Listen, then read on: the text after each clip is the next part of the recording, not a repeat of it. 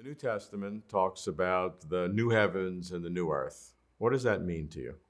Well, to me, it means that there's going to be discontinuity and continuity with this world. It's going to be a new creation. So the kind of eschatology I'm beginning to work out is one in which the creation itself will be transformed, undergo a sort of metamorphosis. And so we'll be partakers of that new creation.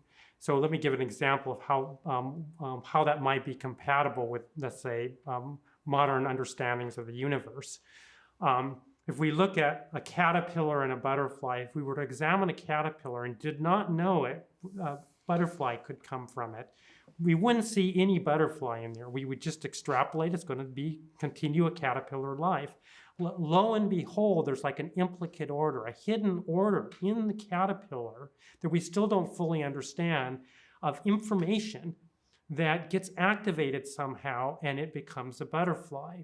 Likewise, as an example of the universe, if we were standing at the Big Bang, all we would see is this uniform energy and maybe a little bit of matter. We would never guess that there'd be these planets, these structure forming, and then on one of these places at least, planet Earth, this evolution of life occurring.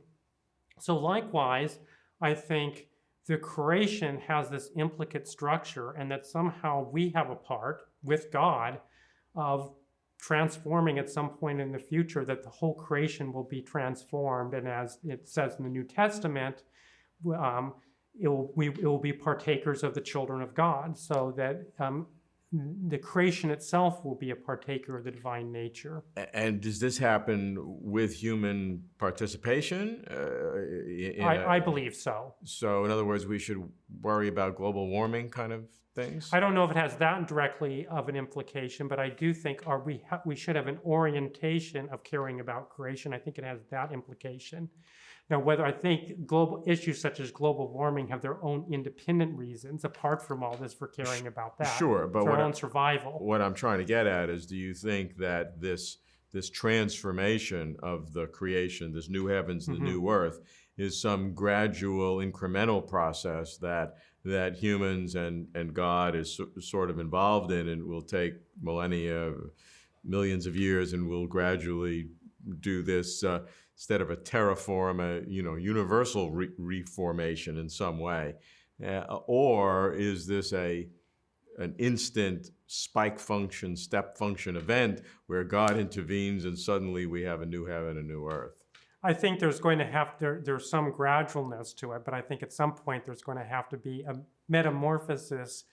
Itself implies at least a very rapid change. And so it's not merely gradualism. You don't merely gradually, at least from our external perspective, it's a pretty rapid change of a caterpillar going to a butterfly. But if we looked at it under a very slow, we looked at it in detail, we would see it was a slow, continuous process. So it may very well be a slow, continuous process, but depending on your perspective. Any insight on when this will all happen? No insight on tomorrow, no.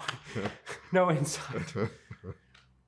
And it's a belief I'm toying with that gives the universe itself a purpose and our place in the universe a purpose. What's the alternative to that? The alternative to that is, I think, a view in which, in some sense, it's been a fairly traditional view, especially since the scientific revolution, but even before, is that the universe just sort of dies off, undergoes a heat death of sorts, and then we gain, for the religious alternatives, we gain eternal life, and there's ultimately a separation between human beings and the universe. We don't have a real part to play in any transformation, and maybe God creates a new heavens and new earth, but it's not the same as the old. So this thing is just like a garment you throw off.